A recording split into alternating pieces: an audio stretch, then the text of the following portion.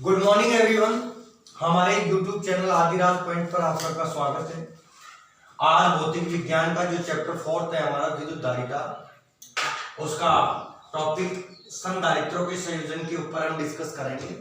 सबसे पहले सीरीज वाला कॉम्बिनेशन पढ़ेंगे, फिर हम पैरेलल पढ़ेंगे और उसके बाद में हम उसके न्यूमेरिकल करेंगे। सबसे पहला टॉपिक है हमारा बच्चों संधारित्रों का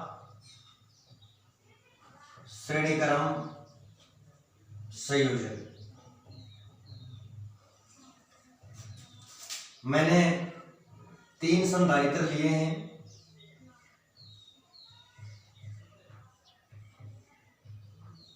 और इन तीनों संधारित्रों को एक V वोल्ट की बैटरी से कनेक्ट कर दिया।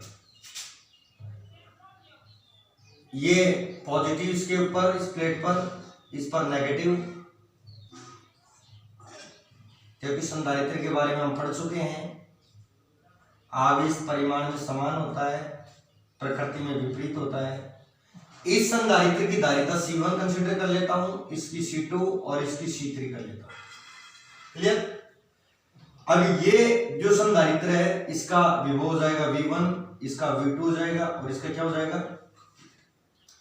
चूंकि तीनों संधारित्र एक ही वायर के अंदर कनेक्ट हैं, श्रेणी क्रम में है, इसलिए प्रत्येक यहां से आवेश निकला Q, इसलिए इस संधारित्र पर भी आवेश Q रहेगा, इस पर भी आवेश Q रहेगा और इस पर भी आवेश क्या रहेगा, Q रहेगा।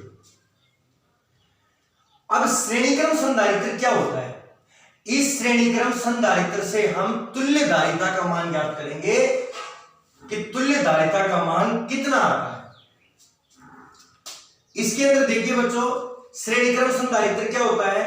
पहले संधारित्र की दूसरी प्लेट दूसरे संधारित्र की पहली प्लेट से, दूसरे संधारित्र की दूसरी प्लेट तीसरे संधारित्र की पहली प्लेट से तथा शेष इसी क्रम में जुड़े हुए हों तो प्राप्त संयोजन को संधारित्रों का श्रेणीक्रम संयोजन कहते हैं। अब इस कनेक्शन के अंदर देखिए बैटरी की वोल्टेज V है और इन तीनों की वोल्टेज के बराबर टोटल वोल्टेज V के बराबर होगी। अतः V equals to V1 plus V2 plus V3 हो गया। क्लियर? अब हम क्या करेंगे, C1 धारिता है कि संधारित्र की प्लेटों के बीच विभवांतर निकालेंगे, फिर इसकी प्लेटों के बीच विभवांतर निकालेंगे, फिर इसकी प्लेटों के बीच विभवांतर निकालेंगे।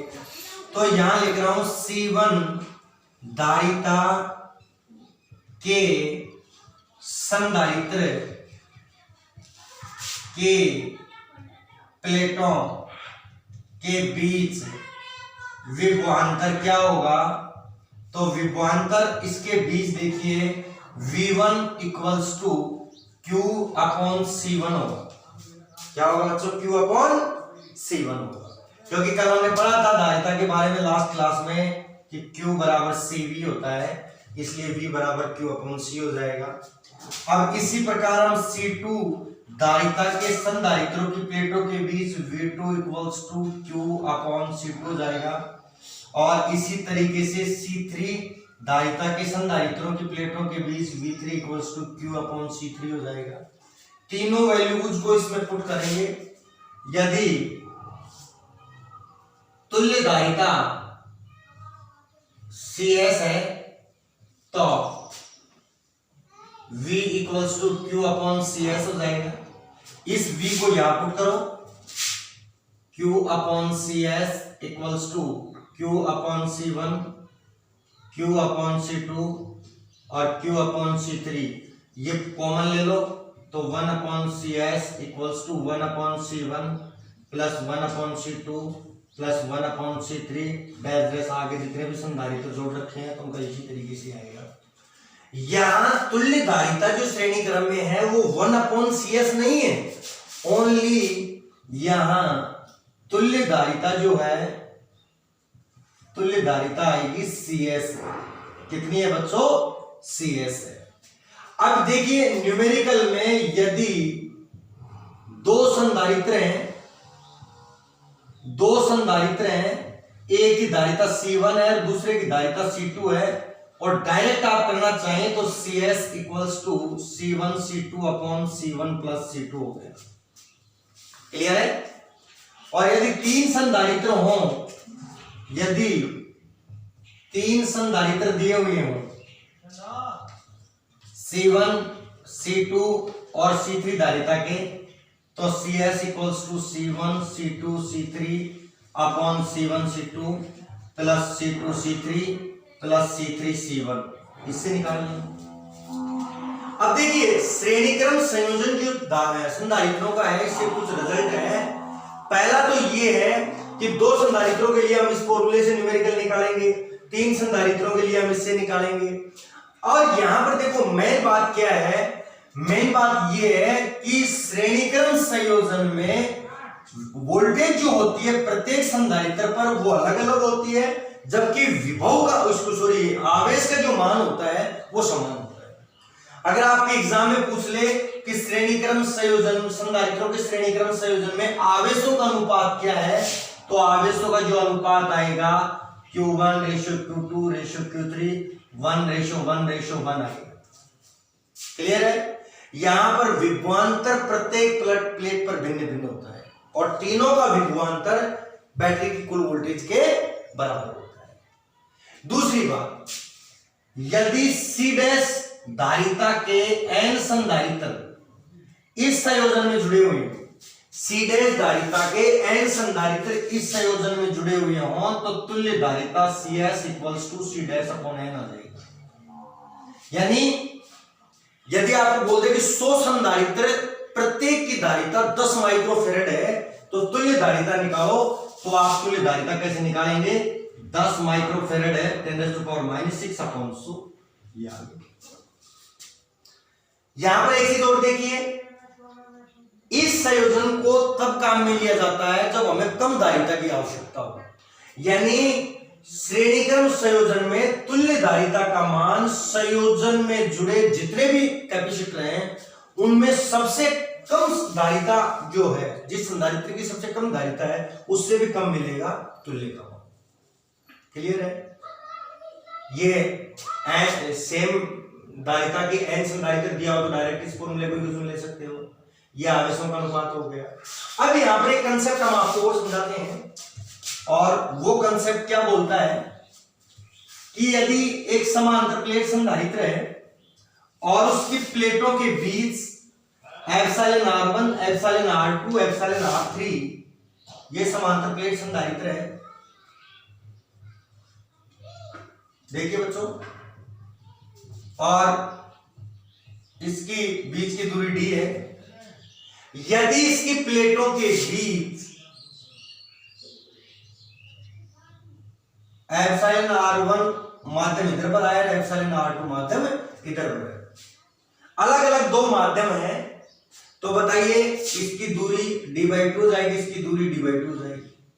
अगर इस कंडीशन में समांतर प्लेट संधारित्र की प्लेटों के बीच अलग अलग माध्यम भरा हुआ हो, इस कंडीशन में तो इन दोनों को मैं इस तरीके से अलग रख सकता हूं। ये एप्सिलॉन R1 हो गया, इसकी दूरी d/2, और ये एप्सिलॉन R2 हो गया, इसकी दूरी भी d/2 होगी बच्चों। और ये दोनों श्रेणीक्रम में, और अगर श्रेणीक्रम में होंगे इसके क्षेत्रफल पर कोई प्रभाव नहीं पड़ेगा, क्षेत्रफल a ही रहेगा। और होंगे तो देखो क्या होता है, 1/CS equals to 1/C1 plus 1/C2। तो ये क्या है, C1 इक्वल्स टू क्या आएगा, A epsilon naught epsilon R upon D हो जाएगा। समांतर प्लेट संधारित्र की धारिता ये है माध्यम की उपस्थिति में, तो ये हो जाएगा, ये फॉर्मूला होता है, तो ये हो जाएगा A epsilon naught epsilon R1 और D, इसकी दूरी d/2 है और इसकी दूरी d/2 हो जाएगी, तो ये हो जाएगी d/2, तो ये हो जाएगी 2A epsilon naught epsilon R1 upon D। C1 आ गया और C2 क्या आएगा, 2A epsilon naught epsilon R2 upon D। इन दोनों को इसमें पुट कर दो, 1/CS equals to 1/2A epsilon naught epsilon R1 upon D plus 1/2A epsilon naught epsilon R2 upon D। D ऊपर चला जाएगा, और हम इसको सोल्व कर लेंगे, इसलिए किसका मान फाइंड आउट कर लेंगे बच्चों, CS का। यानी इस कंडीशन में अगर कोई एग्जाम में न्यूमेरिकल आ जाए तो देखो इसका डिस्टेंस हाफ हो जाएगा और इसका क्षेत्रफल पर कोई इफेक्ट नहीं पड़ेगा, तो ये कैपेसिटर जो होंगे वो सीरीज कॉम्बिनेशन में होंगे। ये कहानी तो हमने पढ़ी है श्रेणी क्रम संयोजन की। अब जो कहानी हम पढ़ते हैं बच्चों वो पढ़ते हैं समांतर क्रम संयोजन। संधारित्रों का समांतर क्रम संयोजन, parallel combination of capacitors. Clear? Parallel combination of capacitors. देखिए यहां एक संधारित्र ये है, दूसरा संधारित्र ये है और तीसरा संधारित्र ये है। इसका कनेक्शन यहां होगा तीनों का पैरेलल में। इस पॉइंट को A नाम, इस पॉइंट को B नाम, धारिता C1, इसकी C2, इसकी C3 और यहाँ एक V वोल्ट की बैटरी होगी बच्चों, ये प्लस ये माइनस, इसका विभव V, इसका विभव V, इसका विभव V। और चूंकि तीनों का प्रथम प्लेट एक बिंदु पर और द्वितीय प्लेट दूसरे बिंदु पर कनेक्ट हो तो समांतर क्रम संयोजन कहलाता है। यहां पर इसमें जो आवेश Q1 आएगा, इसमें आवेश Q2 आएगा, इसमें आवेश Q3 आएगा और यहां पर कुल आवेश क्या होगा बच्चों, Q हो गया। तो देखो जितना आवेश गया है उतना ही आवेश वापस आएगा। Q1 इससे आएगा, Q2 इससे आएगा, Q3। तो देखिए बच्चों यहां पर Q equals to Q1 plus Q2 plus Q3 हो जाएगा। अब हमें ये पता है कि इसमें हम आवेश निकाल सकते हैं धारिता और वोल्टेज देने पर, इसमें भी निकाल सकते हैं और इसमें भी निकाल सकते हैं। तो Q1 की वैल्यू हो गई C1V, Q2 की वैल्यू हो गई C2V और Q3 की वैल्यू हो गई बच्चों C3V और Q की वैल्यू हो गई CV। ये पुट कर दूंगा इसमें, तो CV equals to C1V plus C2V plus C3V, V से V कैंसिल कर देंगे तो CP इक्वल्स टू आ गया C1 plus C2 plus C3। ये समांतर क्रम संयोजन है। देखो समांतर क्रम संयोजन में तुल्य धारिता का मान संयोजन में जुड़े सबसे ज्यादा जो धारिता है जिस संधारित्र की उससे भी ज्यादा मिलता है। यानी इस कनेक्शन को तब काम में लिया जाता है जब ज्यादा धारिता की जरूरत हो। ज्यादा धारिता की जरूरत होने पर इस कनेक्शन को हम काम में लेते हैं। यदि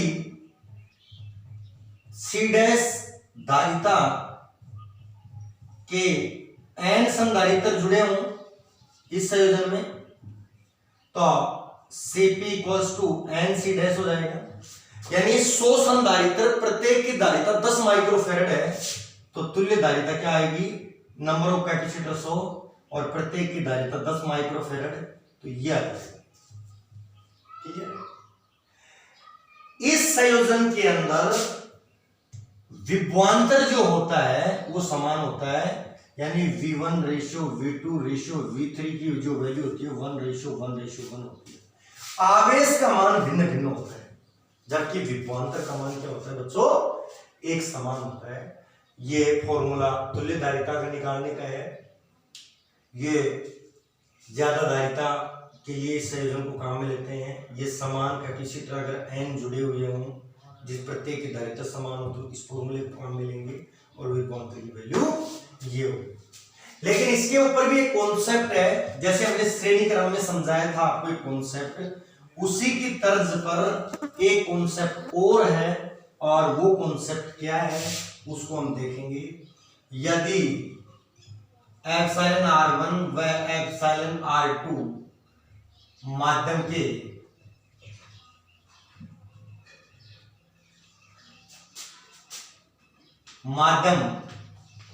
यदि प्लेटों के बीच चित्रानुसार भरा हो तो तुल्य धारिता क्या होगी? तुल्य धारिता क्या होगी? देखिए बच्चों, ये बीच की दूरी है d, क्षेत्रफल a है, एप्सिलॉन r1 एप्सिलॉन r2। अगर ऐसे कटा हो तो देखो इस डायग्राम को हम कैसे कर सकते हैं? डिस्टेंस पर कोई इफेक्ट नहीं पड़ा, लेकिन क्षेत्रफल इसका आधा हो जाएगा। तो ये हो गया इस तरीके से, एप्सिलॉन r1 एप्सिलॉन r2, ये कनेक्ट हो गया इधर, ये c1 और ये c2। तो c1 ये epsilon naught epsilon r1 upon d।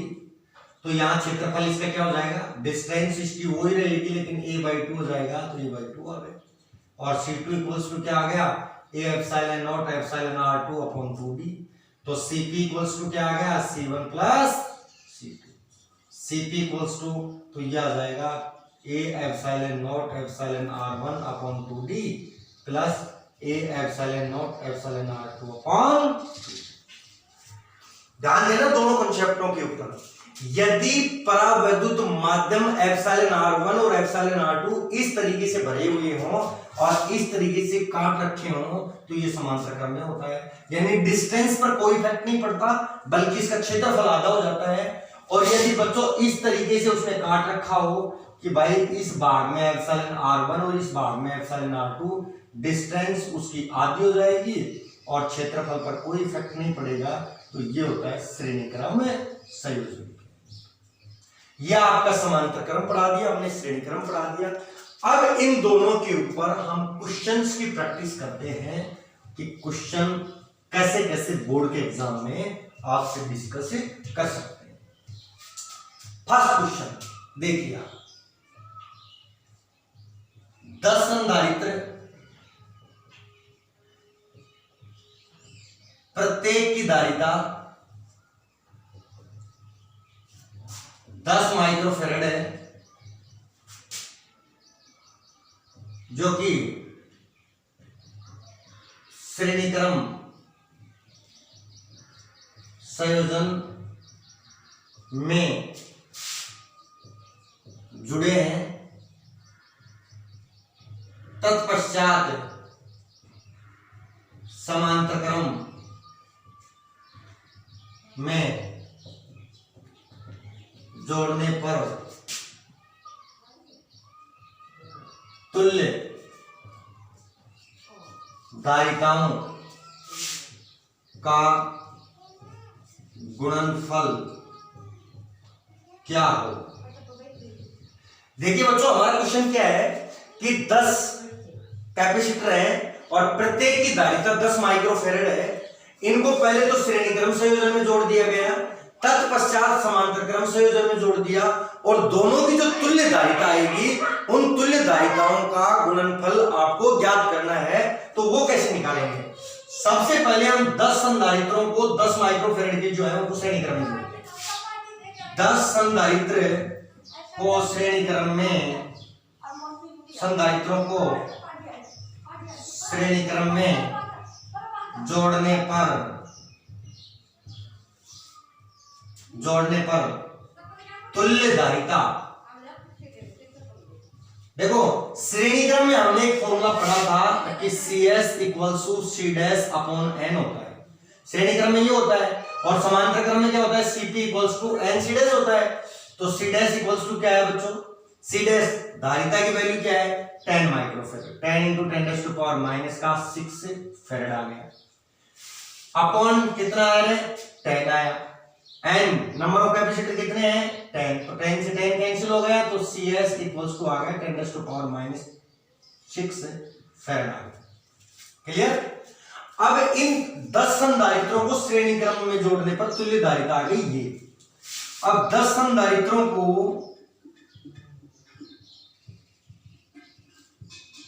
समांतर क्रम में जोड़ने पर तुल्य जो धारिता है वो आएगी CP, और CP का फॉर्मूला हमने पढ़ा है बच्चों, NC डैश होता है।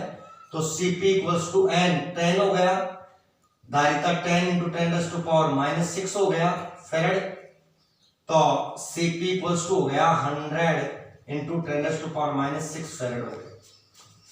अब इसकी तुल्य धारिता Cp है, इसकी Cs है, तो दोनों का गुणनफल क्या होगा?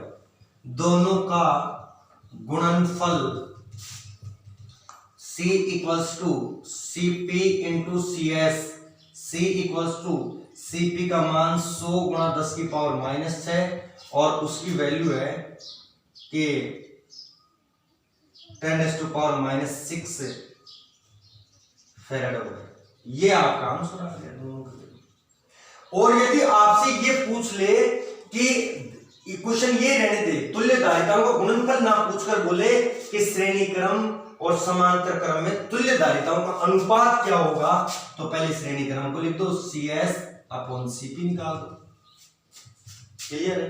इन दोनों का गुणनफल पूछ लिया, इन दोनों का रेशियो भी पूछ सकता है, तो इस टाइप का क्वेश्चन भी बोर्ड के एग्जाम में आ सकता है। आप थोड़ा ऐसे क्वेश्चनों को भी अच्छे से पढ़ें। अब यदि इस टाइप का क्वेश्चन एग्जाम में नहीं आता है तो आपको वो डेफिनेटली कोई डायग्राम का क्वेश्चन देगा। देखिए question example,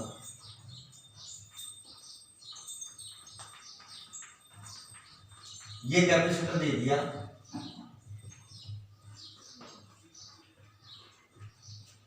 A B 4 microfarad और इसकी दे दिया 3 माइक्रोफैरड, 3 माइक्रोफैरड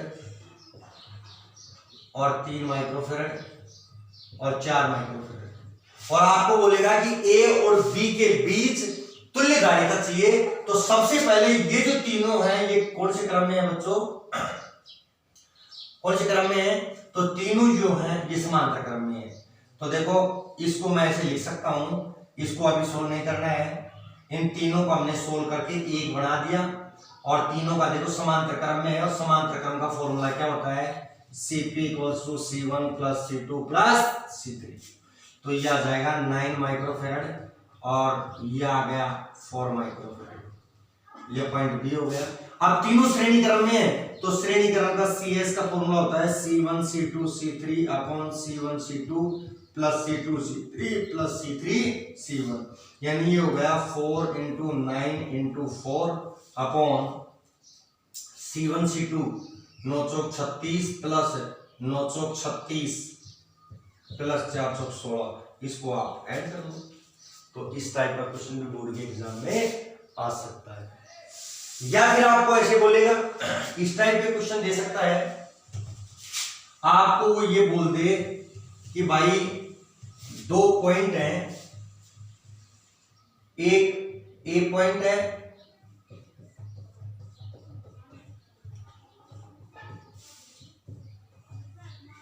ये बी पॉइंट है, 2 माइक्रोफैरड है, 4 माइक्रोफैरड है और 3 माइक्रोफैरड है और ये x माइक्रोफैरड है। और आपको बोल दे कि ए और बी के बीच तुल्य धारिता जो है वो 5 माइक्रोफैरड है। तुल्य धारिता कितनी है? 5 माइक्रोफैरड। तो x का मान कितना होगा? तो ऐसे सवाल भी हम कर लेंगे, कोई दिक्कत नहीं है। सबसे पहले आप इन दोनों को सोल्व करो। तो इन दोनों को जब सोल्व करेंगे तो ये आ गया 2 माइक्रोफैरड। इन दोनों को ऊपर वाले पैसे कैसे रहने दो। तो ये दोनों किसमें है? श्रेणी क्रम में। और श्रेणी क्रम का फॉर्मूला हम पढ़ चुके हैं कि 2 संधारित्र श्रेणी क्रम में होता है। तो क्या आएगा बच्चों? 3x अपॉन x प्लस 3 और ये 4 माइक्रोफैरड है। अब ये दोनों समांतर क्रम में है, तो दोनों का समांतर क्रम में कनेक्ट कर दो। फिर दोनों श्रेणी क्रम में है, फिर बराबर तुल्य का मान कितना रख दो, तो आपके क्वेश्चन हो जाएगा। नेक्स्ट लेक्चर के अंदर हम आरबीएससी के अंदर, आरबीएससी की जो बुक के अंदर जितने इस टाइप के जो क्वेश्चन हैं, सारे क्वेश्चन हम आपको ये क्वेश्चन सोल्व कराएंगे। क्यों? क्योंकि धारिता के ऊपर राजस्थान बोर्ड अक्सर इस टाइप का क्वेश्चन पूछती रहती है और आगे भी आने की संभावना है। तो हम इस टाइप के क्वेश्चन आपको सोल्व कराएंगे। आप बुक में जितने भी क्वेश्चन हैं श्रेणी क्रम और समांतर क्रम पर, आप इनको करते रहिए और अगली क्लास में हम ओनली वीडियो करेंगे। Thank you.